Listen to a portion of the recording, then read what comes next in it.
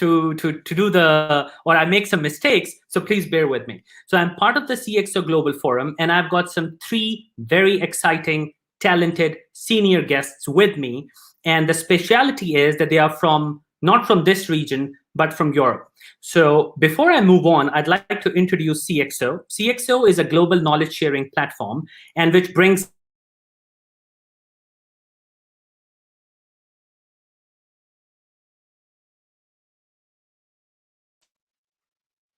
So we are there to share our knowledge and experience with the younger generation and also senior executives and learn from each other.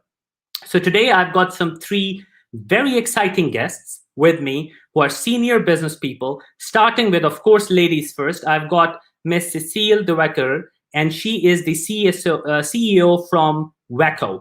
And this is an amazing company, and they're doing exceptionally brilliant stuff in that part of the world. She's based in France.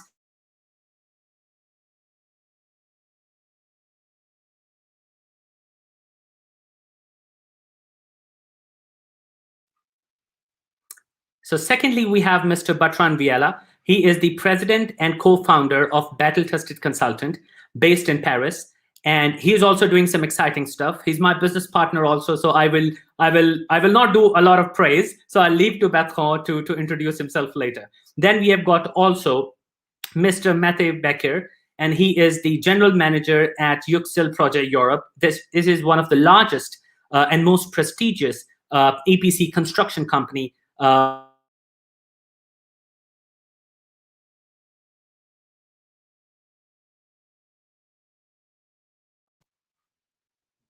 Before I unveil the topic of the day, I'd like to thank CxO Global Forum and also Cécile, Bertrand, and Mete that you have taken the time and for the discussion that we're going to have today.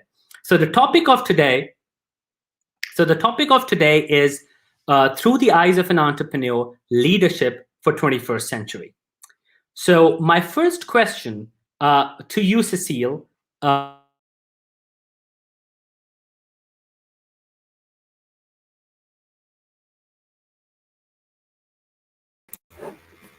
And before you answer that question, Cécile, you can just introduce your company, because you do great stuff. And if you could introduce your company, the business that you do, your business model and product, and then what does leadership mean to you, Cécile? Okay, I didn't get the question because you were cut off. So maybe during my introduction, you could send it on the chat so that I can have it fully. As an introduction, WeCo is a company, it's a water recycling toilet company. So what we are doing is innovation, environment, and I will say design as well. Our point and our aim is to provide toilets everywhere in the world, especially in emerging countries, for cities where in emerging countries there is a growing urbanization and there is no sewerage, there is the water scarcity, and there is no sanitation plant. And there are many hygiene issues and health issues and social issues, because lots of women don't have access to toilets. No toilets for women, no toilets for girls, mean no education, no access to workplace. So basically, the innovation of our company is to treat and recycle on-site the wastewater into clean, treated water and secure water with a secured technology that we are developing and scaling at an industrial level to make sure that we can offer them to emerging countries as very good, innovative, secure technology and affordable to emerging countries as well. Regarding the question, what does leadership mean to you? It's hard to answer because I'm not sure I'm a leader yet. So I think the page is white. And if I knew exactly, I think I would be maybe already a leader, or what we could understand as a leader currently.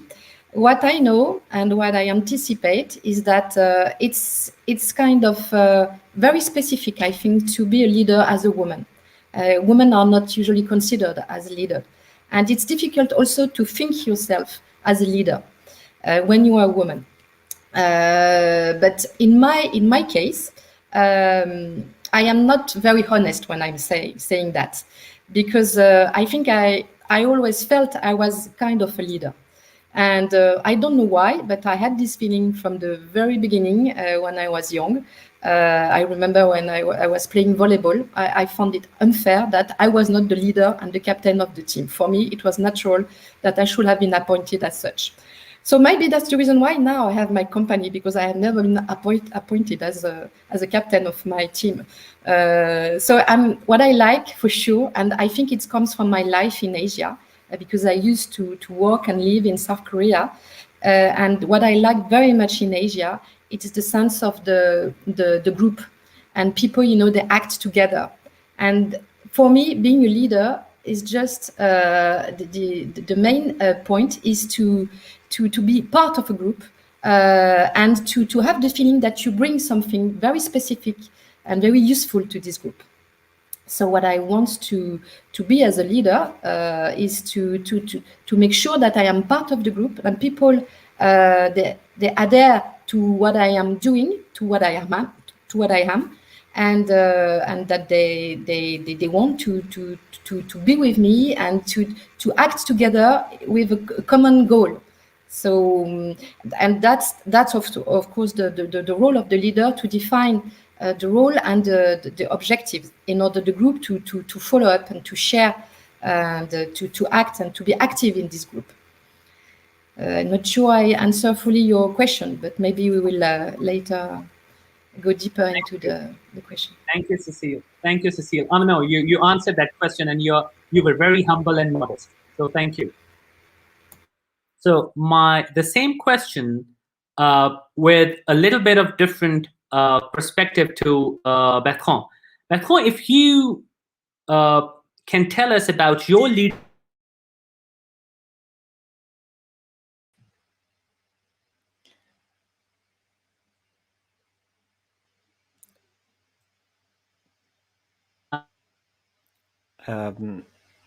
Asmar, I'm sorry. I think I lost you a little bit. Can you hear me now? Yes, I can, but I couldn't hear your question. So if it's the same question, can you tell us about how did your leadership journey come along, and when did you realize that you had to open a new company, and tell us about your leadership journey and what does battle-tested consultant do differently from other consulting firms? I'm going to start with the latter, just to clarify for people what it is that we are doing at Battle Tested Consultant Agency. So it does have to do something with leadership, obviously. So our company is a consultancy firm, but it's trying to actually transform its clients into becoming better at internationalization. So we prepare leaders in companies, mostly small-sized companies, SMEs, startups, and innovative firms, into becoming leaders on the global stage. We started working with French SMEs, but we now have developed programs for companies abroad, especially in the UAE, where we're going to partner with local institutions to actually train UAE entrepreneurs into becoming global leaders. So that's our core motto. So what do I see as a leadership, and how did I come to that conclusion? So first of all, for me, and I would like to sort of not paraphrase, but elaborate on what Cécile has just said. Leadership is not just about showing the way and, of course, about gathering. It's about also, if we extend the concept into having the ability to transform the people you are working with. If you are a leader, be it a political leader, be it a business leader, you are working with a team. You are in charge of the future of that team and what their accomplishments will be. And taking that responsibility is not just about directing what people need to do. It's about helping them transform themselves into becoming better at what they're doing and providing better contribution to the group with the vision that you try to help provide. So that's what leadership is. I came to that conclusion because although I'm French, I worked like Cécile, but in many different countries. So I started working in Germany and the US. I did some studies in Canada, and I worked in lots of environments related to business development and commercial development. I worked a long time in Turkey as well, where I did learn a lot about leadership in Turkey, because there are also extremely great examples of Turkish companies that are providing examples that are absolutely amazing in terms of leadership. And I'm happy Mete is around us, because he's actually one of the examples that we can provide from that part of the world. And I've also noticed that there's a common thread, whether you work in Dubai, whether you work in Istanbul or Paris, about what leadership is. The first thing is about the vision. The second is about how you're able to transmit that vision. And of course, how you're trying to basically provide the means for the people to implement their ideas. That's what a leadership is about for me. And I've come across several and many, hundreds of examples of leaderships that I've found really amazing in many different parts of the world. And taking all of this together, I think there's a common trend wherever you are in the world. And this is what we created with Battle Tested Consultant Agency, trying to bring this knowledge that is actually global to local people in France and other parts of the world. I hope that answers your question, Asmar.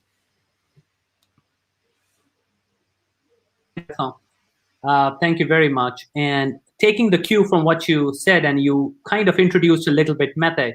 So Mete, over to you now. If you could tell us about, I've seen your LinkedIn profile. That's brilliant. You've got extensive experience in this field and really global with such a strong local presence also. If you could tell us about your leadership journey and how did it, and then where are you at right now and what's next for you?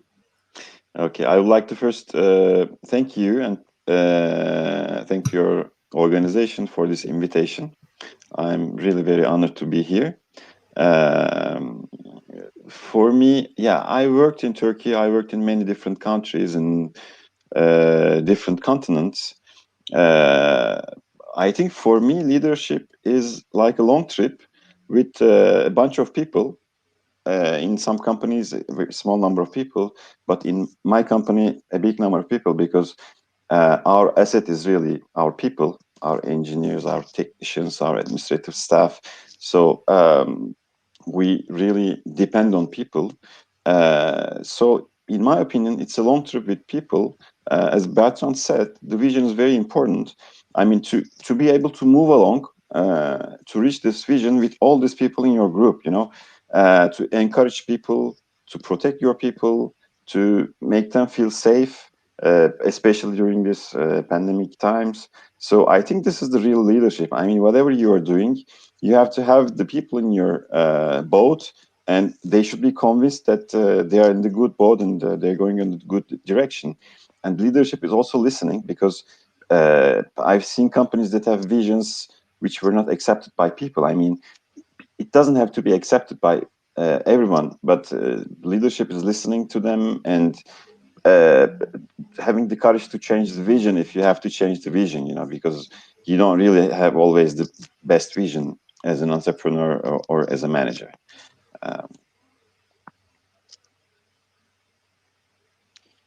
Perfect. Thank you, Mete. It's lovely to have you. You're most welcome.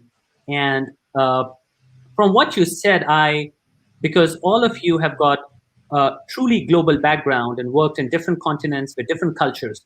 So one thing during your leadership journeys and generally also, change is a very important element that is managed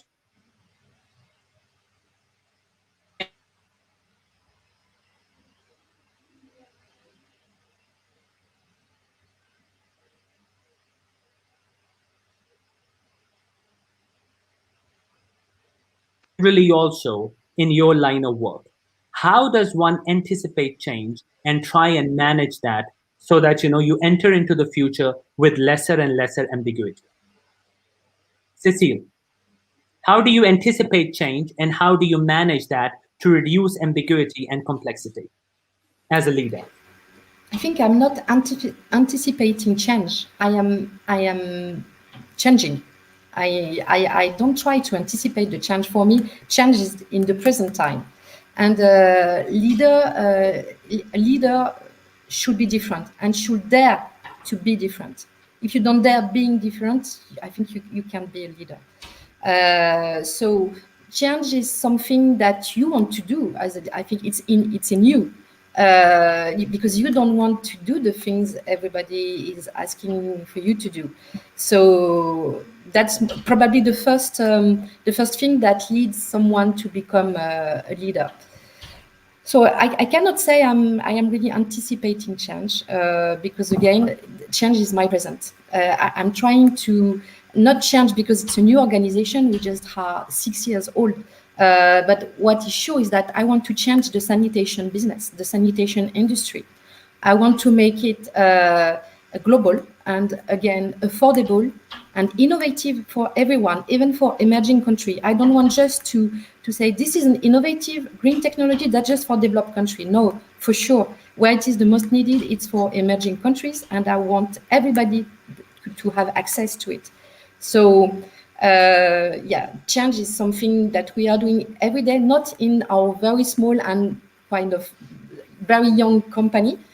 We are not that big and not that old to have to implement change, except that we will have to change to grow, of course. But for the moment, it's not an issue. But we have to change the whole business model and the whole industry. And the thing I am trying to change on a personal side is the image of a woman leader. So I don't have a precise idea. Again, it's mostly about a matter of feeling. It's kind of hard to explain. But yeah, that's something I'm trying to change also, the image as a woman, as a leader, and especially in the industry business, because you cannot find many women leaders at all, but especially not in the industry. Thank you, Cécile. I think before moving on to Bertrand, I think I would take a cue from what you just said, because you work in emerging markets also. So my question is that, and you mentioned also that most of the times, not just in emerging markets, but also in developed markets, especially in different industries, women leaders are seen differently. So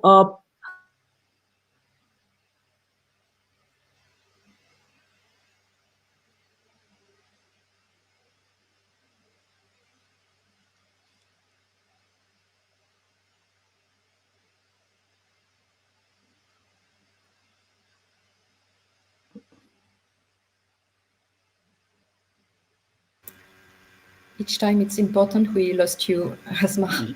Yes. yeah, can you hear me now? Hello? Okay, so what message, what one good thing that you would tell to budding female entrepreneurs who are willing to come in the industry, Cécile? Is there any word of advice that you would give?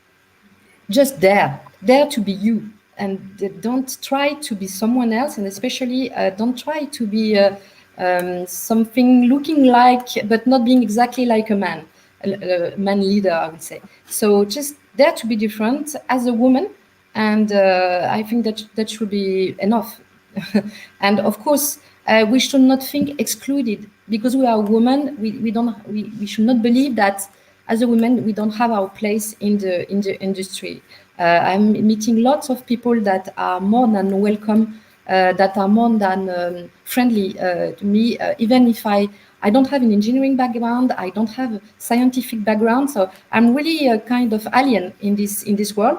But more and more, it's a plus. It's not a drawback anymore. It's not a problem anymore. And I think because first, it's not a problem for me anymore. And I think as long as you are confident with what you are doing and you have the feeling that you do it because this is who you are and you don't try to be somebody else, and I just doing what you like to do, and because you are passionate and you believe that you have a very important role to play, there is no hurdle. You just have to believe in yourself, of course, and dare to be different. And if people don't adhere and criticize you, well, never mind. just go on. But we have to be ready for that as well, and we should be ready for this kind of criticism, because lots of people will think that you should not act like that as a woman. You should not do that as a woman. But well, whatever. Perfect. I think that's very, very well said. Thank you, Cécile. So Bertrand, my question to you is, from what I understood from Cécile, is that I mean, leadership is about change, leadership is about authenticity, and leadership is about staying comfortable with your own self and being real. So, but leadership is also about courage. So if I may ask you, Bertrand, that I think we lost you again, Asmar. Hello.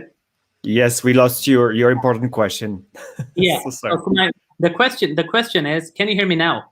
I think perfect. Yes. So are you courageous enough to abandon a practice that has made you successful in the past?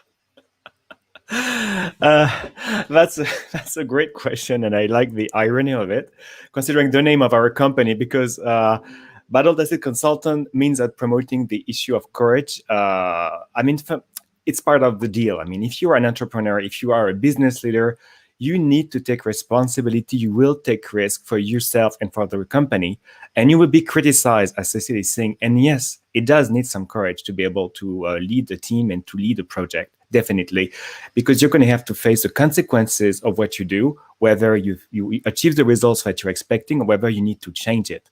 At some point, you will need to be very courageous as well to be able to change course when you think that the situation has evolved enough, as the same way a captain would do with his ship, or if a pilot is doing on a plane, you see some turbulence ahead, so you need to be able to change course, take the decision with the consequences that might happen. So you're in charge, and that takes a lot of courage. And sometimes we can be ready for it or not.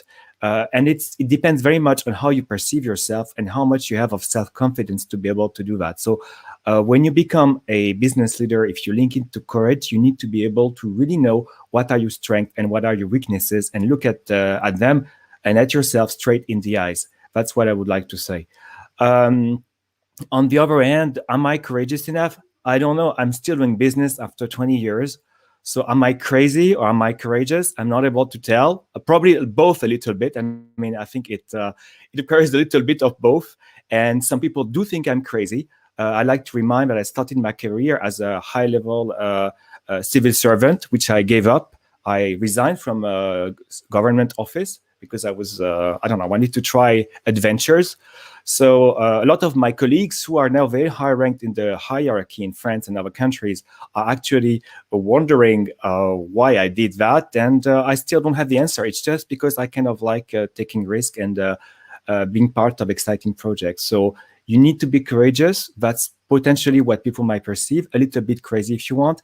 And definitely you need to be willing to change things. Each time I participated in a business as a leader or sometimes as a team member, I always was motivated by the conviction that what I was doing was both fun and changing for the people I would be working with. So that's the two pillars on which you need to establish your attitude. And after that, as people say, people may see you as courageous, people may see you as crazy. You know what? It's just, as Cécile said, just go on and do what you think is right and try to do it the best you can. So am I courageous enough? I don't know, but I'm still there and I'm strong. I'm strong enough to be able to go on. That's my answer, Asmar. Perfect, Bertrand. Thank you. I can imagine. And so taking the cue from what you just said,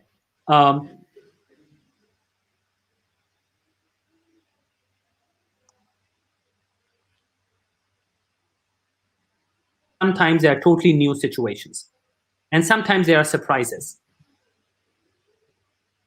So yes. as a leader, how do you best manage? Is there a formula to best manage complexity and ambiguity at the same time? This is a question for Mete or for myself? This is for you. Sorry. Sorry. So could you repeat the question, please? I think I'm afraid I kind of lost you at some point.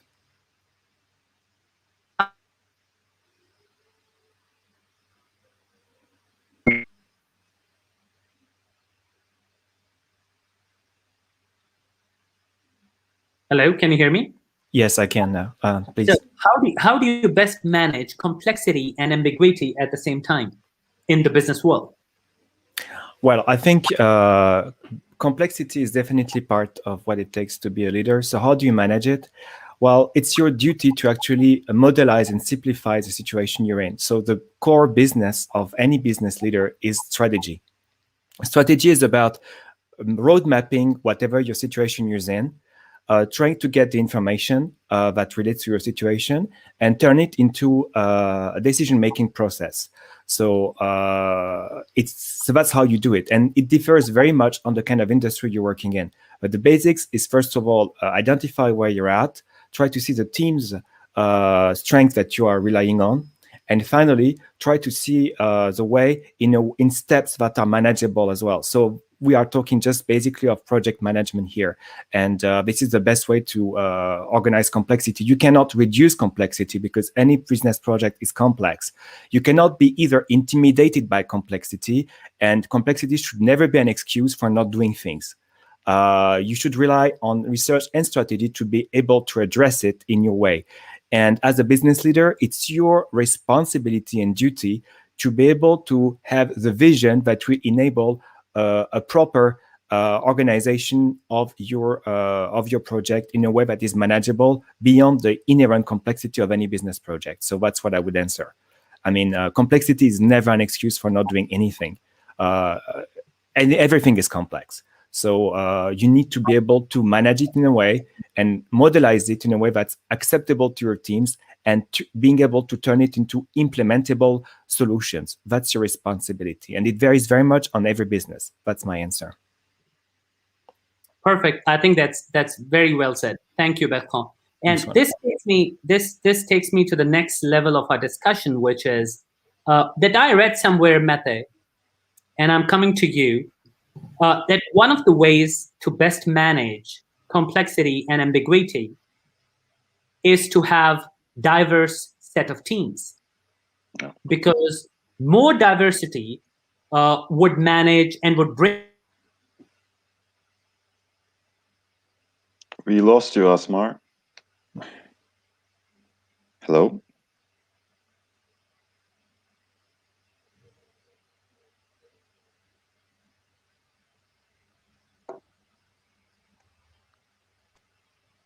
Hey, Mete, can you hear me? Now I can hear you, yeah. Oh, perfect. Could you repeat the question, please? Yeah. Perfect. So my question is that what is the diversity matrix that you follow while hiring people in your team? And do you think diversity presents the answer to solve complex problems? It's a very good question. Actually, all the questions and answers are very, very interesting and good. I would like to speak about the change first, because I think it's very related to this question. In my organization, the biggest change was changing from a very local market to global market. I mean, in the last 10 years or 15 years, that's what we're trying to do. And I still say that we are in the very beginning of this process, because it's a huge change. It's a big change. Imagine a big organization which is perfect in local market. Everybody knows well. The reputation is very high. You know, whatever you do is accepted. And then you try to change this and go to other countries, other continents. And first, you know, nobody knows you. Nobody knows about you. I mean, for leaders, you are aware of this fact, but especially for the team is not aware of that. The team thinks that it's like in the local market, all the administrations know you, everybody respects you, the reputation is high. No, I mean, you start from zero. So starting from zero is a very difficult thing. I mean, even for the entrepreneurs or managers, but it's more difficult for the team, I think, because there's a status quo and the team is happy what they are doing. So they have to be convinced that this change should take place, because they have to know that if we don't change that, we don't have a big cake in local market. The cake is getting smaller and smaller, and we risk losing our jobs. So I think that this is the first thing to manage. I mean, regarding the change problem. The other thing is, when you're going international, then you are obliged to, you know, have complexity.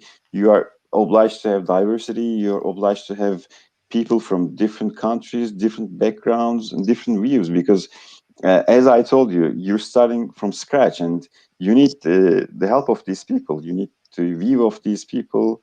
You need them to, you know, work with you and to sometimes lead you give you the best ideas. So we started having diverse teams only maybe like 8 years.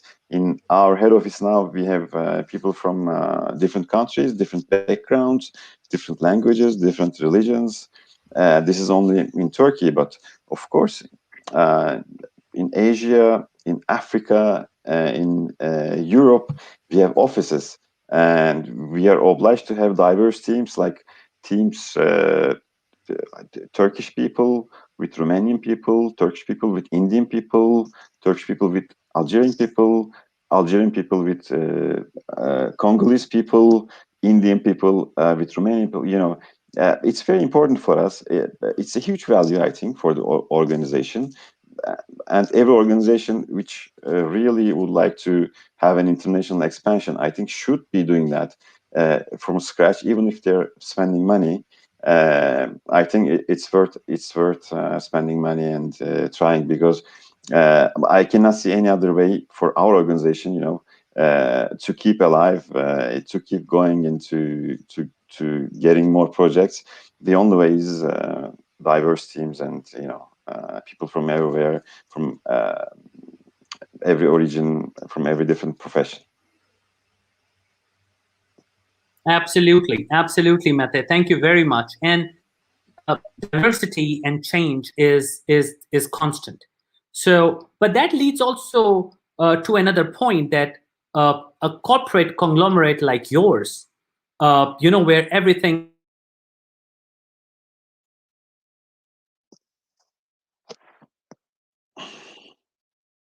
So, how do you then, in that case, is it really required for leaders to inspire trust also in their teams? Or do you think that because it's hierarchical, inspiration through trust is really not that important, because everything is so mechanical and so process oriented that it's not required? It's only required in entrepreneurial ventures. So how do you inspire trust, if at all it's that important? Okay, as I lost the first part, but I think the question is about the trust in diverse teams, right? Hello? Yes, exactly. And how do you Okay. trust? Yeah. Okay, since as I told you from the beginning, that our main asset is people. So our product is done by people. We don't have big equipments, big machines, or of course we're working with computers, but the people are using the computers. So a personal relationship is important. Trust is one of the most important things in our sector, in what we are doing, because if people don't trust you, you know, they don't work well. I mean, if they don't want to work, so you try to lose efficiency, and you start to lose efficiency, you start to lose your projects. So trust building is very important at home or abroad where we're working. Every time when we're working abroad, we're trying to be local, because whenever you're a foreigner coming to a country and trying to do work, you're always foreigner. But if you become local, then you can see that the real trust grows, not only between the team members, but also with the clients or with people that you're interacting in that country. So the trust is the main thing, I think. I believe, well, I just work in my sector, you know. The other sectors, I know these sectors because I have friends and what they have been telling me. That's all I know about the other sectors. But I believe that in every sector, the trust is one of the major points. I mean, if there's no trust, then there is no success. I mean, even if you're the best company doing the best projects or whatever you are doing, if there is no trust, then you are in big difficulties. I think the trust is very important in the team, and also the trust between your company and your clients, or the third people or companies that where you're working. Perfect. I think that's very well said. It is. I can't agree more, Mete. Thank you very much. My next question is to Cécile, which is that because we're talking about leadership of 21st century. So, I mean, we keep hearing about IQ, but we also understand the importance of emotional intelligence, the EQ. So, Cécile, what do you think? And usually,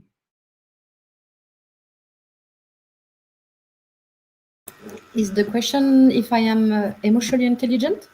yeah, no, it is how No. how important, how important how important is this for leaders to be emotionally intelligent? And are you, and usually, do you believe in this myth that women leaders are more? I don't want to be gender biased, but I'm just saying that women leaders are more empathetic and emotionally intelligent than men.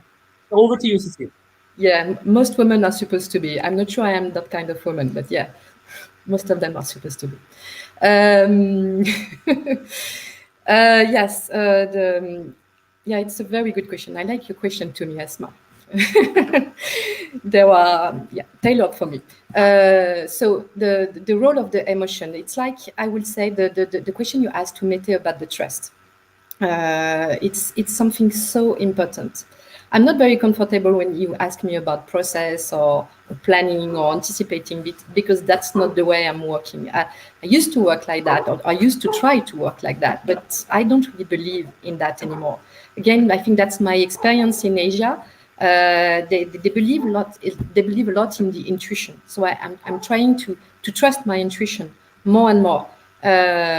Because I think that's the best way. We are all human eventually, so it's not something you can plan or anticipate. You just have to feel it. So the question of the emotion, I take the example of my education. I was educated as a lawyer, so it's a 6 or 7 years study, and it was all about the legal thinking. So something not intuitive at all. And I was a lawyer for 20 years.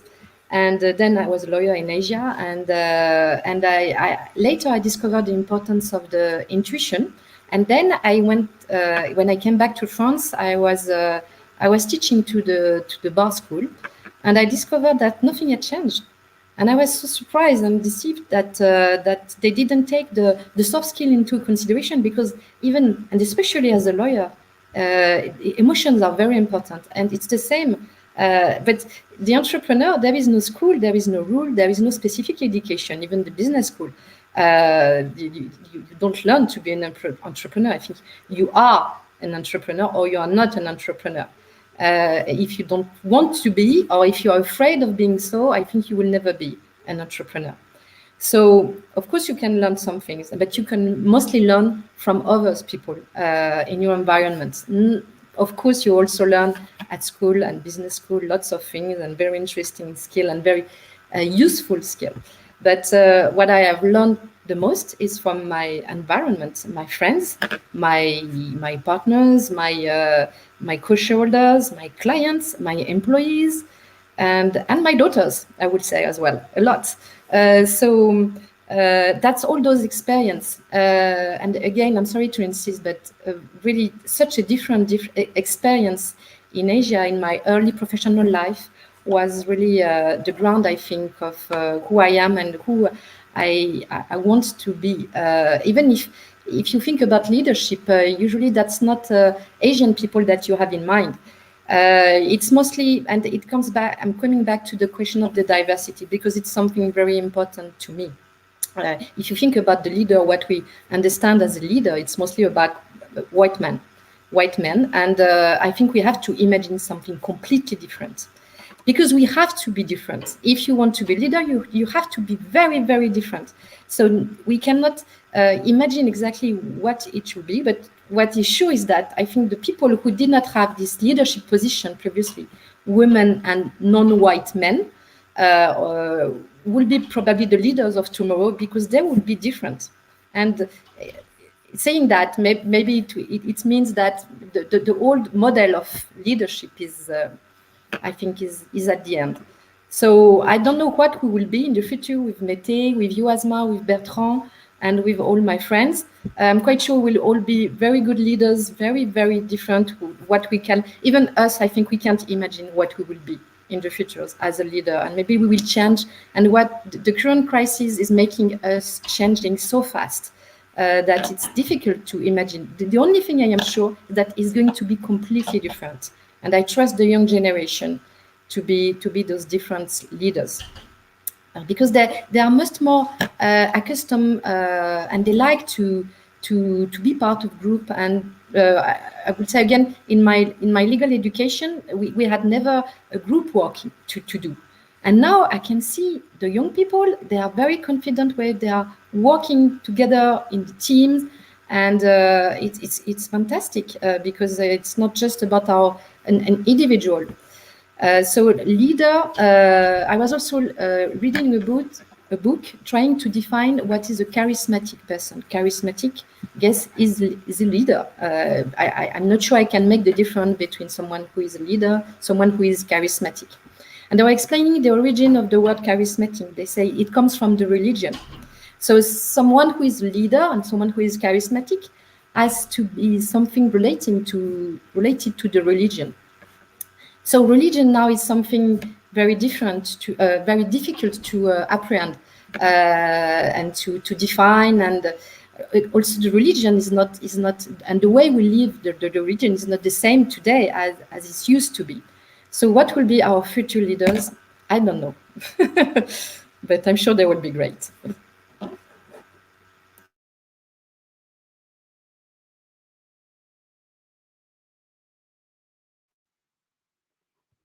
I'll take the cue from where Cécile left, and it's the same question to you about emotional intelligence, but with a little adder to it. That what do you think? What kind of leadership style is the most effective? Is it more autocratic, macho style, like stiff, rough and tough kind of leader, or do you think it's more democratic, more effective?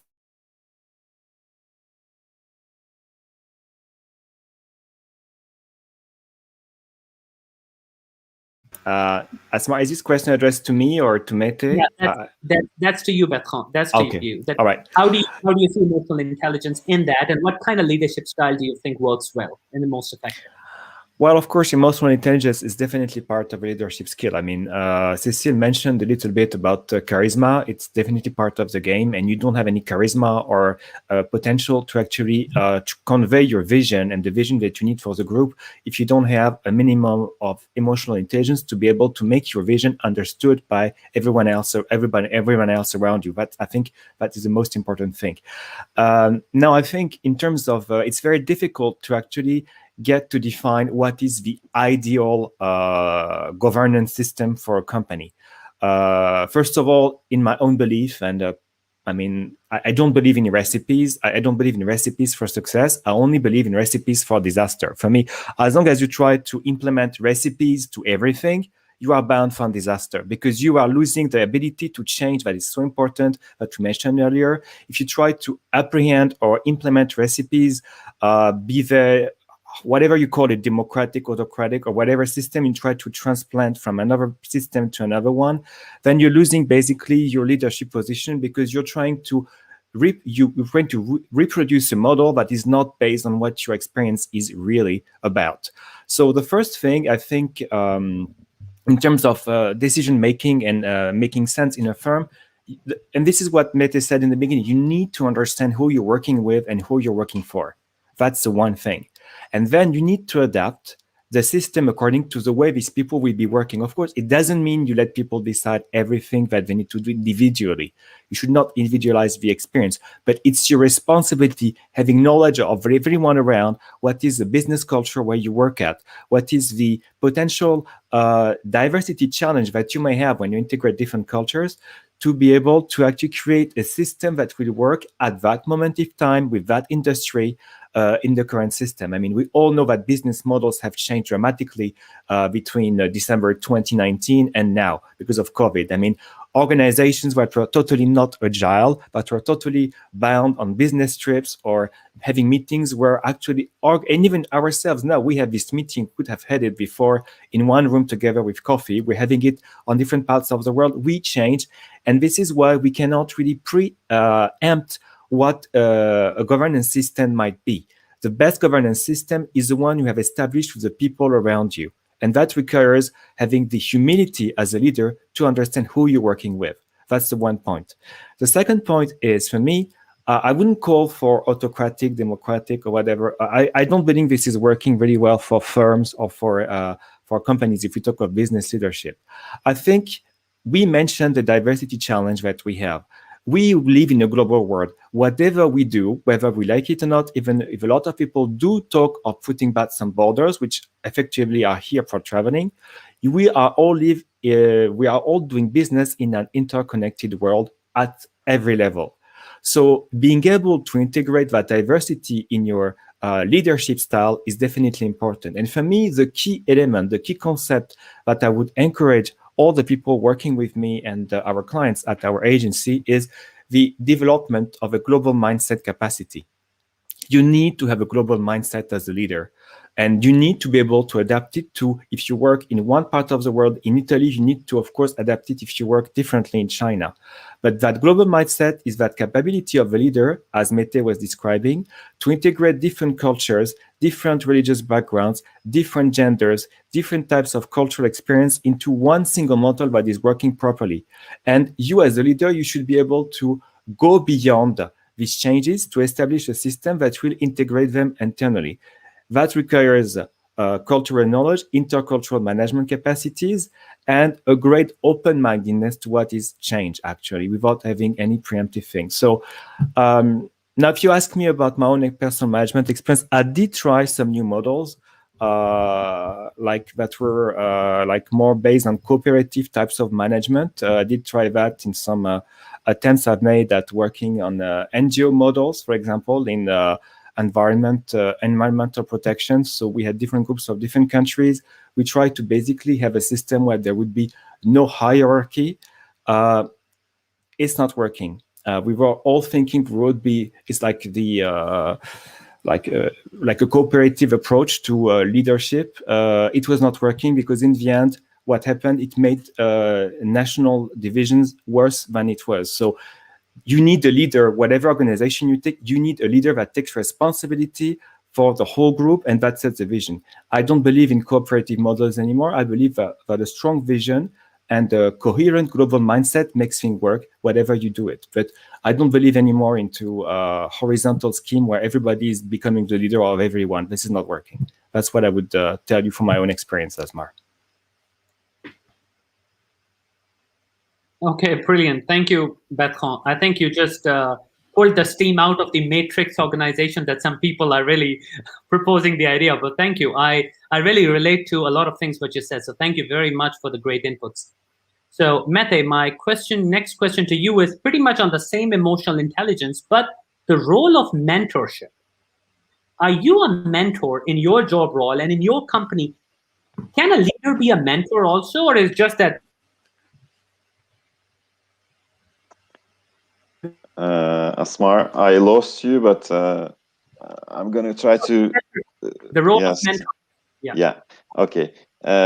First of all, we had a professor in my MBA who used to say that there's no democracy in the companies.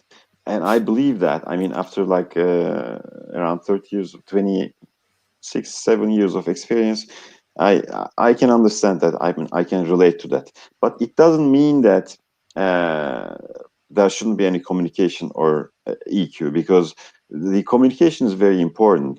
I think the communication is equal to EQ. I mean, if you have good communication between your peers, between the people that work for you, between your management, I think this is to have the EQ.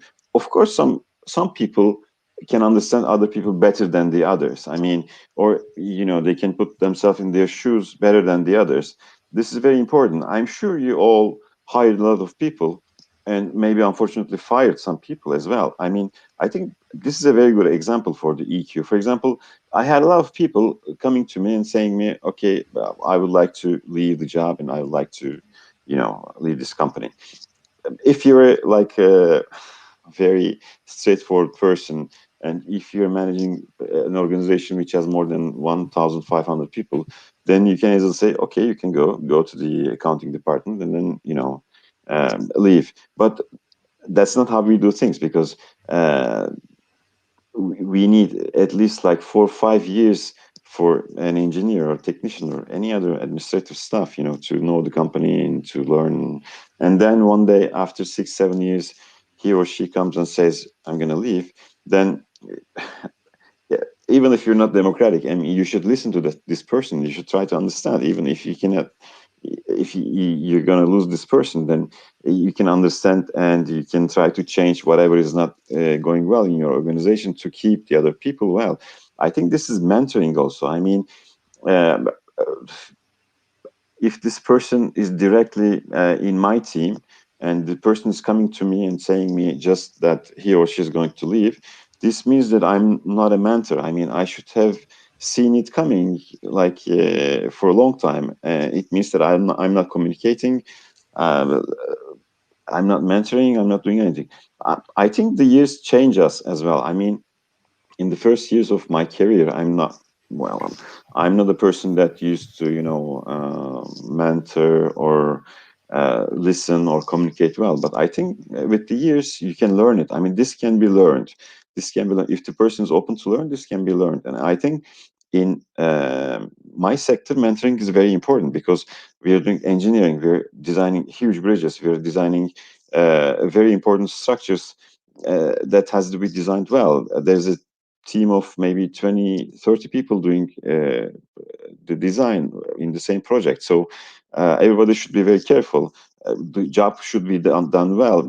If it's not done well, then you know, it may cause a big accident and loss of life. So technically mentoring is very important, but on the other hand, general mentoring is very important also, because we shouldn't lose people. People should be happy. Not everybody is going to be happy in an organization, but at least the majority should be happy for a company, for a manager, for a CEO. So we are trying to do mentoring, but I cannot say that everybody is suited for mentoring. I mean, it's a difficult thing. You know, you need to put your time and effort on that. But when you see the result, then it's amazing, really. It's amazing. I can't agree more, Mete, on the importance of communication. That's very important. So thank you very much. Now this points me to the last question to all three of you, and I've posted that in the chat also. Cécile, to you. And what one leadership mistake that you can publicly admit here in the past that you made, and you can help young entrepreneurs? Just one mistake? It's hard to choose. You can share as many as you like, minimum one. No, I think we don't have time, unfortunately. No, because I think when you were just saying that communication is so important, and that's my continuous mistake. I'm not good at communication, so I'm not communicating well. I think that's my biggest mistake. So yeah, for sure. I think for the young entrepreneur, I would say first choose right the person that would be surrounding you when you start something.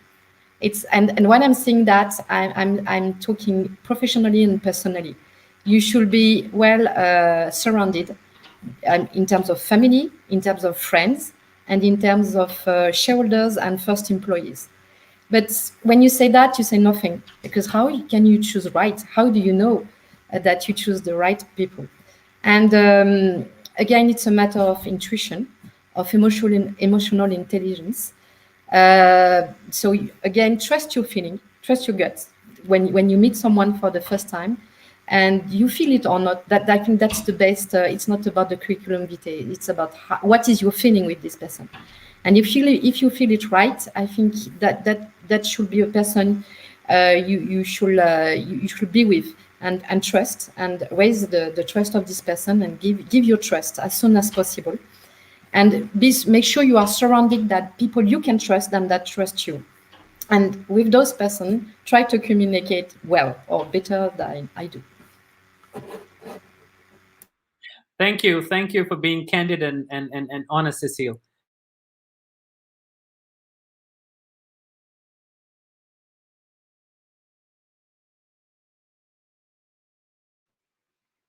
Over to you, Bertrand, the same question. Cécile, thank you. Well, I'm like Cécile. If I had to really make the whole count of all my mistakes, I mean, that would take us until 2022 probably. I'm sure COVID would not be enough to really account for all the mistakes I've done, and probably I'm still doing every day. But I learned from all the mistakes. So I've got two things that I learned. The one thing is learn from your mistakes. That's the one thing. You're going to make mistakes. Do not hesitate to actually get feedback on the mistakes you're going to do. Try to get feedback from people who actually are going to be kind with you about telling you about your mistakes. Because yes, as a leader, as an entrepreneur, you put a lot of your time and your emotional intelligence and sometimes part of your health into your project and to leading your team. If you're like me, very much dedicated to developing things and bringing people together. So at some point, yeah, you may at some time find it hard to acknowledge how wrong you did, or sometimes you may even overemphasize the wrong you did or the mistake you did. So it's always good, and it relates to what is said about trust. Try to find people you can trust who will be providing you some intelligent and adapted feedback to the kind of mistakes you've made so that you can learn from it, and never be shy about asking to these people. But yes, do with people you trust. And the second thing is also about communication as well. There's one thing, as much as you need to learn to be able to ask for feedback on your mistakes and how to capitalize on them to make sure you actually improve. It's a learning experience. Then it's also important for you when you're under pressure as a leader. When I was a young entrepreneur, I did so many mistakes with people working with me, and I was not able to really make sure I could provide criticism to the team. We were talking of mentoring without sounding sometimes a bit too harsh or being too, I would say, pushy in the way I was making my demands. So that's one thing I needed to learn. Of course, now it's over 20 years experience now. You need to be able to provide criticism to people in a way that is helping them move forward. And even if people do make big mistakes, you need always to make sure that whenever you provide a feedback, be it negative about the job performance, that it's going to be something the person in front of you will learn from. So there's always needs to be in your feedback to your team, even if a big mistake has been made, some kind of learning that they will be taking away from that experience with you, even if they need to leave your team at some level. So that requires a lot of a kind heart in the way you approach your business, some empathy, and a way, of course, to put yourself in that person's shoes that did the mistake, potentially most of the time not with the intention of doing it. So you never should forget that. That's what I would tell. Perfect. Thank you, Bertrand. It's very, very, very pertinent. And Mete, over to you. Mistakes, honest failures. We all fail. Yeah, sure. I think Cécile and Bertrand has said a lot of things, but I'm just gonna add 2 points. I think at a point I was not very good at listening to everyone. I mean, the recommendation that I would give to young entrepreneurs is that please listen to everyone. Listen to people you like, and listen to people you like less. You know, that's I think very honest thing, and that's very important. Listen to everyone, and then you can decide. There's no democracy in the company. You're the boss. You can decide, but before deciding, try to listen to everyone. And the second thing is, as Bertrand said in the beginning, entrepreneurship is like being crazy. Yeah, I mean, I don't remember myself at a time where I was staying in my comfort zone, you know, not moving away from that. I was always looking for a challenge, doing crazy things, you know, going to countries where, you know, people wouldn't think that we would have got some projects. But being crazy is good. Being adventurous, the venture comes from adventure. It's good, but everything should be planified. I mean, in the past, I know that because we were young and we were, you know, always in pursuit of doing some different things, so maybe we skipped some planning time. So they should plan everything. Of course, they should be optimistic while planning. I mean, while you're doing scenarios, and if you always choose the pessimistic scenario, then you'll never get a company, or you'll never be an entrepreneur. There are some risks. Try to be optimistic, but try to plan. That's what I'm going to add. Brilliant. Thank you very much, Mete. And that's almost on the hour now, on the dot. So I have one admission also to make that I can tell people the mistake that I made, and which was that I used to be having fear of failure. And that's what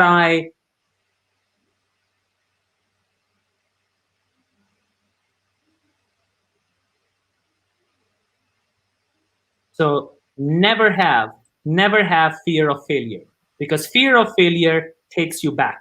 So risk taking with proper planning is important.